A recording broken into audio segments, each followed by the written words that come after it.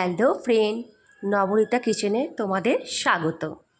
আজ একটা পনিরের নিরামিষ রেসিপি বানাতে চলেছি। এই রেসিপিটা খেতে খুব সুস্বাদু। এটা না তোমরা লুচি পরোটার সঙ্গে খেতে পারো। তো চলো, এটা বানাতে আমাদের লাগছে কিউব আকারে কাটা পনির, কিউব আকারে কাটা ক্যাপসিকাম, তারপর লাগছে চারমগজ আর কাজু, কাঁচা লঙ্কা আর আদা কুচি, আরও লাগছে টক দই। এরপরে আমরা কড়াইতে তেল দেবো। তেলটা যেই গরম হয়ে গেলে পনিরের টুকরোগুলো দিয়ে দিলাম। হালকা 10 মিনিট ভাজার পর তুলে নিলাম। এবার ক্যাপসিকাম কুচিগুলো দিয়ে দিলাম। এবার কড়াইতে গোটা গরম মশলা ফোড়ন দেওয়ার পর ওই যে আদা কাঁচা লঙ্কাটা নিয়েছিলাম সেই পেস্টটা দিয়ে দিলাম।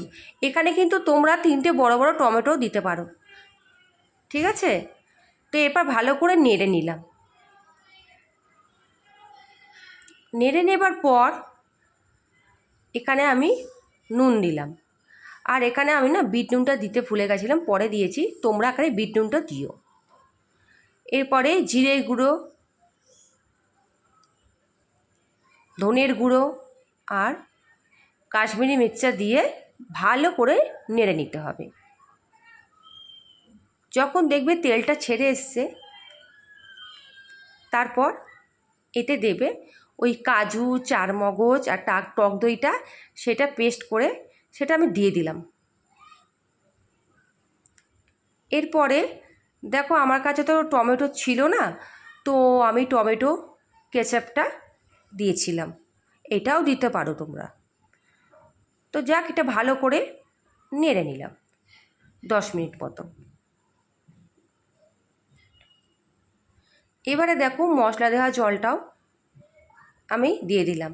এবার তোমরা যেরকম গ্রেভি খাবে সেই হিসাবে জলটা দেবে। আমার ঝোলটা ফুটে গেছে। এরপরে আমি এই কিউব কাটারের পনিরগুলো আর ক্যাপসিকামগুলো সব ঢেলে দিলাম। ভালো করে নেড়ে নেবার পর